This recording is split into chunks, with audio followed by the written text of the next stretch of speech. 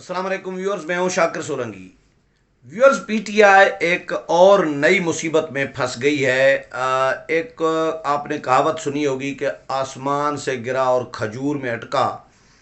PTI एक मुसीबत में से निकल नहीं पा रही तो दूसरी मुसीबत सामने खड़ी है, और उसमें से जान नहीं छुड़ा रही तो तीसरी मुसीबत में फंस रही है, उसमें से जान नहीं छुड़ा रही तो चौथी मुसीबत इंतज़ार कर रही है।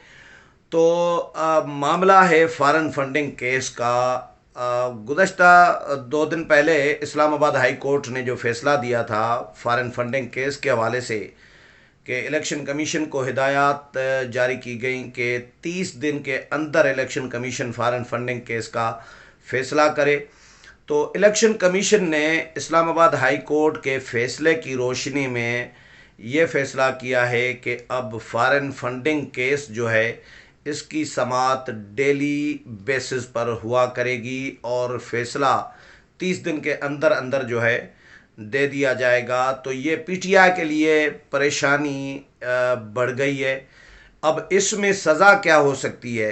इलेक्शन कमीशन तो ज़ाहिर है समाअतें करेगा, फैसला सुनाएगा, लेकिन जो इस्लामाबाद हाई कोर्ट ने अंदिया दे दिया है कि इसमें एक तो पार्टी भी मुतासर हो सकती है, यानी पार्टी मुतासर का मतलब है पाबंदी भी हो सकती है, और पार्टी के चेयरमैन की हैसियत भी मुतासर हो सकती है। इमरान खान नाअहल भी हो सकते हैं। तजिया नगार इसको इंटरप्रेट इस तरह कर रहे हैं कि इमरान खान की नाअहली भी हो सकती है इसमें, और पीटीआई पर पाबंदी भी आयद हो सकती है। ये इस्लामाबाद हाई कोर्ट के फैसले में अंदिया दे दिया गया है। जो फ़र्रुख हबीब साहब हैं, पीटीआई के जो रहनुमा हैं, वो ख़ुद ये बात करने पर अब मजबूर हैं कि पार्टी पर पाबंदी नहीं होनी चाहिए। अगर फॉरेन फंडिंग साबित होती है तो वो फॉरेन फंडिंग अगर होती है तो वो फंडिंग ज़ब्त होती है, फंड ज़ब्त होते हैं जो उस पार्टी को मिले हैं। पार्टी पर पाबंदी नहीं होती, ये खुद भी कह रहे हैं। यानी इनका इसका मतलब है कि इनडायरेक्टली वो एडमिट करने लगे हैं पीटीआई के रहनुमा के फॉरेन फंडिंग तो हुई है, क्योंकि पहले जो समाअतें हो चुकी हैं इलेक्शन कमीशन ऑफ पाकिस्तान में, और जो पीटीआई जिस तरह केस प्रेजेंट करती आई है, केस को जिस तरह डील करती आई है, खुद ही एतराफ़ भी कर रहे होते हैं, तरदीद भी कर रहे होते हैं, और दरख्वास्तें भी दे रहे होते हैं कि भाई केस को ओपन न किया जाए, केस को न खोला जाए, समाअतें रोक दी जाएं, या समाअतें अगर नहीं रुकती तो फिर समाअतें ओपन न की जाएं, पब्लिकली इसको न सुना जाए, खुफिया रखा जाए। ये 2014 नवंबर 2014 से पीटीआई ने इस मामले को लटका के रखा था। मुख्तलिफ अदालतों से होता हुआ घूमता फिरता ये केस इलेक्शन कमीशन में आ गया। इलेक्शन कमीशन में दर्जनों दरख्वास्तें इस पीटीआई की जानिब से दी गई कि इस केस को बंद किया जाए, लेकिन अब ज़ाहिर है सियासी जमातें और अकबर एस बाबर इस केस के मुद्दई हैं, फरियादी हैं, इसके दरख्वास्त गुजार हैं। अकबर एस बाबर का भी मैं इंटरव्यू भी सुन रहा था अब्दुल कयूम सिद्दीकी के साथ AQS लाइव पे, तो उन्होंने भी उस पर बड़ी डिबेट, बड़ी डिटेल में बातें की हैं। तो 11 अकाउंट्स जो हैं पीटीआई एडमिट कर चुकी है ये कि हमारी पार्टी के हैं और इनमें फॉरेन फंडिंग होती रही है। ये इनडायरेक्टली एडमिट भी कर रहे होते हैं कि जी ये अकाउंट्स हैं तो पार्टी के लिए काम करते रहे हैं, लेकिन ये हमने पार्टी की तरफ से नहीं खुलवाए थे, यानी पार्टी का कोई ज़िम्मेदार इसमें नहीं शामिल, ये इंडिविजुअल्स ने खुलवाए थे और पार्टी की मर्ज़ी के बगैर ये ओपन किए गए थे। और उनमें कौन से नाम दिए हैं? उनमें जी स्पीकर साबिक जो हैं असद कैसर, और अभी मुस्तफ़ी जो हुए हैं गवर्नर सिंध इमरान इस्माइल, इस तरह के बड़े ज़िम्मेदार लोग जिनको बड़े बड़े ओहदे दिए हैं इमरान खान ने, जो इमरान खान के करीबी तरीन साथियों में शामिल हैं, अभी भी उनके साथी हैं, उनके लिए कहा जा रहा है, कहा गया है इलेक्शन कमीशन को, स्क्रूटिनी कमेटी को, कि जी देखें ये अपनी मर्ज़ी से इन्होंने फंडिंग की है, इसके साथ पार्टी का कोई लेना देना नहीं है। भाई इन्होंने अपनी मर्ज़ी से, पार्टी की मर्ज़ी के ख़िलाफ़ कैसे फंडिंग की, ये पॉसिबल है?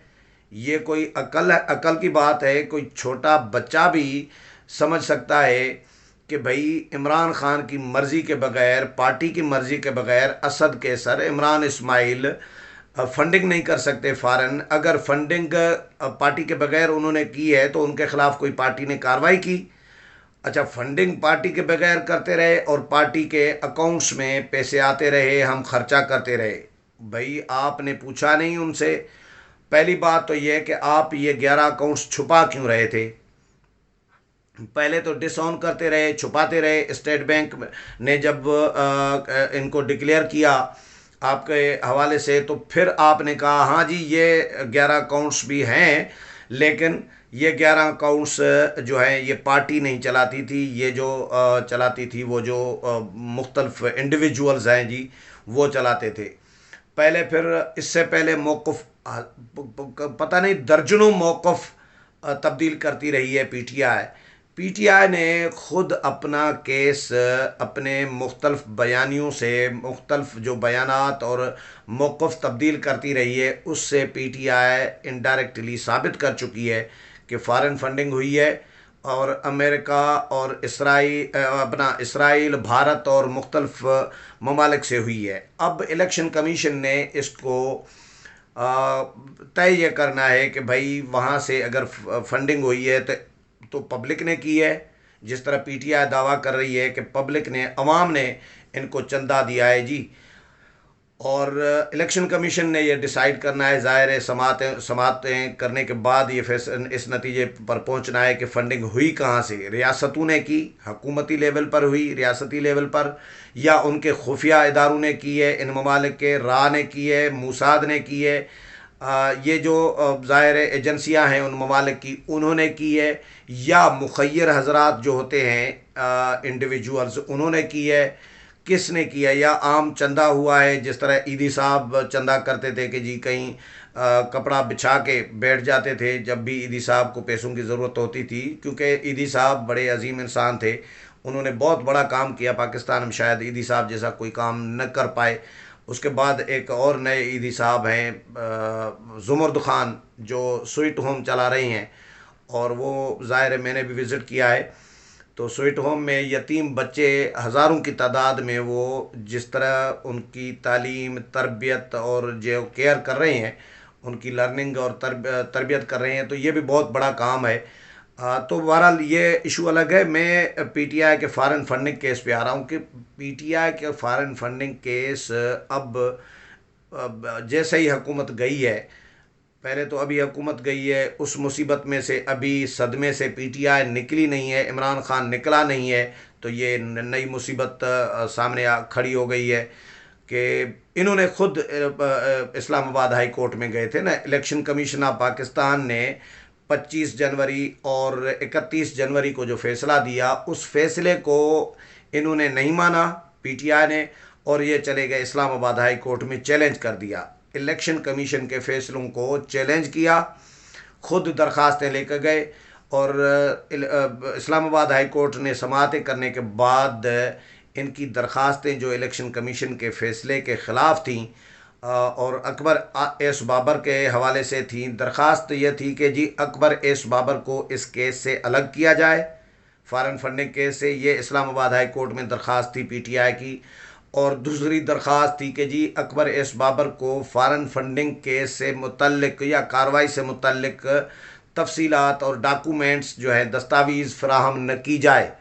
ये भी दरख्वास्तें दी, तो ये दरख्वास्तें भी इस्लामाबाद हाई कोर्ट ने इनकी मुस्तरद कर दी पीटीआई की, और मामला इलेक्शन कमीशन को भेज दिया कि इलेक्शन कमीशन इस केस का 30 दिन के अंदर फैसला दे। और chief justice Islamabad high court Athar Minallah ने ये रिमार्क्स दिए हैं कि अगर पीटीआई ने फ़ॉरेन फंडिंग ली है और साबित हो जाता है, तो इसमें पीटीआई पार्टी यानी सियासी जमात के लेवल पर भी ये मुतासर हो सकती है, पीटीआई की सियासी हैसियत भी मुतासर हो सकती है, और पीटीआई के चेयरमैन की भी हैसियत मुतासर हो सकती है, यानी नाअहल भी हो सकते हैं इमरान खान, उनके ख़िलाफ़ भी कार्रवाई हो सकती है, पीटीआई के ख़िलाफ़ भी कार्रवाई हो सकती है। लेकिन ये ज़रूर कहा है चीफ जस्टिस ने कि अगर साबित होती है फॉरेन फंडिंग तो पीटीआई को भुगतना पड़ेगा। और इलेक्शन कमीशन को के लिए कहा गया है इस्लामाबाद हाई कोर्ट की जानिब से कि इलेक्शन कमीशन अपनी इस पर समाअतें करे, केस को सुने, 30 दिन में फैसला करे, और कोई भी इलेक्शन कमीशन को जो भी इस केस को सुनने में और शफाफ तरीके से इसकी केस को आगे बढ़ाने में अगर किसी भी लेवल पर इलेक्शन कमीशन जाता है, जो कुछ भी करे इलेक्शन कमीशन, तो इलेक्शन कमीशन को रोका नहीं जा सकता। ये भी हिदायत की है रिमार्क्स में चीफ जस्टिस अतर मिनल्लाह ने। तो अब उसके बाद ये 14 अप्रैल को इस्लामाबाद हाई कोर्ट ने ये फैसला दिया है, पीटीआई की दरख्वास्तें मुस्तरद कर दी है।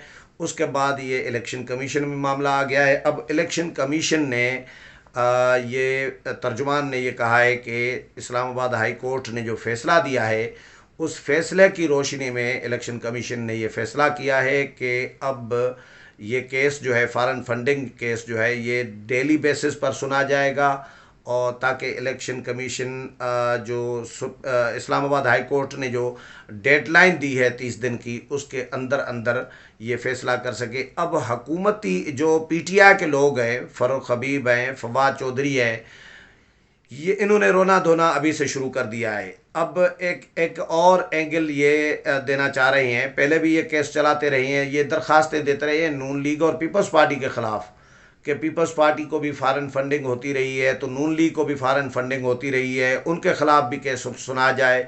भैया, आपके ख़िलाफ़ अकबर एस बाबर ने आपकी ही पार्टी के जो करता धरता थे, जो इमरान खान के करीबी साथियों में शामिल थे, उन्होंने ये केस फाइल किया है और दरख्वास्तें दी हैं, वो फरियादी है, मुद्दई है आपके ख़िलाफ़। तो आप उसका जवाब दें ना।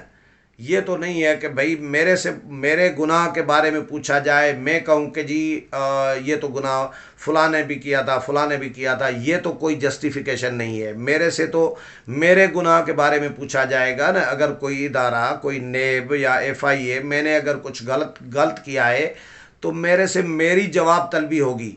मैं उस जवाब तलबी पे जवाब ये दूं कि जी फ़लाँ ने भी ये गलत किया है, तो ये तो कोई आर्ग्यू नहीं है, ये कोई लॉजिक नहीं है।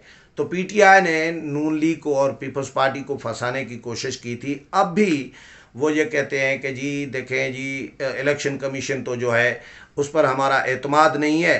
2014 से आप इलेक्शन कमीशन में केस लड़ते रहे हैं, दरमियान में कभी इलेक्शन कमीशन को गालियां देते रहे हैं, कभी इल्ज़ाम तराशी करते रहे हैं, क्योंकि उस वक़्त आप पावर में थे, आपके पास ताकत थी, आपके पास वसाइल थे और फोर्स थी, सारा कुछ आपके पास था। तो आप इलेक्शन कमीशन को बदनाम करते रहे, गालम गलोच करते रहे, इल्ज़ाम तराशियाँ करते रहे, नाज़िब अल्फाज इस्तेमाल करते रहे। अब आप कह रहे हैं, और केस भी साथ साथ में लड़ते रहे, कभी फिर माफिया भी नाक भी रगड़ते रहे, माफिया भी मांगते रहे इलेक्शन कमीशन से। अब आप कह रहे हैं कि जी इलेक्शन कमीशन पर हमारा एतमाद नहीं है। और दूसरा ये कि जी पीपल्स पार्टी और नून लीग ने जो फॉरेन फंडिंग ली है, गैर मुल्की जो रकम ली है या फ़ंड लिया है, तो उनके ख़िलाफ़ भी जो केस है वो भी साथ साथ में चलाया जाए। भाई, नून लीग और पीपल्स पार्टी वाले तो इस्लामाबाद हाई कोर्ट में नहीं गए थे सुप्रीम इलेक्शन कमीशन के फैसले के ख़िलाफ़, आप गए थे इस्लामाबाद हाई कोर्ट में।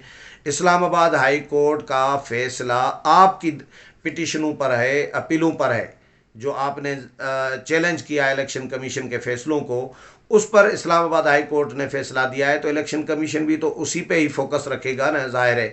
तो लेकिन ये डिमांड कर रहे हैं कि जी हम तो डूबे हैं सनम, तुझको भी ले डूबेंगे वाला काम करना चाह रही है पीटीआई कि भाई हम तो फॉरेन फंडिंग में हमारे तो फ्यूचर पता नहीं क्या हो पीटीआई का, तो बेहतर है कि नून लीग और पीपल्स पार्टी को भी शामिल करें। ये कोशिश है पीटीआई की। लेकिन पीटीआई इस वक्त परेशान है। इस परेशानी में है कि फॉरेन फंडिंग केस में पीटीआई के ऊपर पाबंदी भी आयद हो सकती है और पीटीआई के चेयरमैन इमरान खान नाअहल भी हो सकते हैं। देखते हैं इलेक्शन कमीशन ऑफ पाकिस्तान जो है इस पे डेली बेसिस पर जो समातें करेगा तो उसमें क्या चीज़ें सामने आती है। इस हवाले से मज़ीद जो भी अपडेट आती रहेगी वो भी आपके साथ शेयर करूँगा। उम्मीद है प्रोग्राम पसंद आया होगा। अगले प्रोग्राम में फिर मुलाकात होगी, तब तक इजाज़त चाहता हूँ। अल्लाह हाफ़िज़।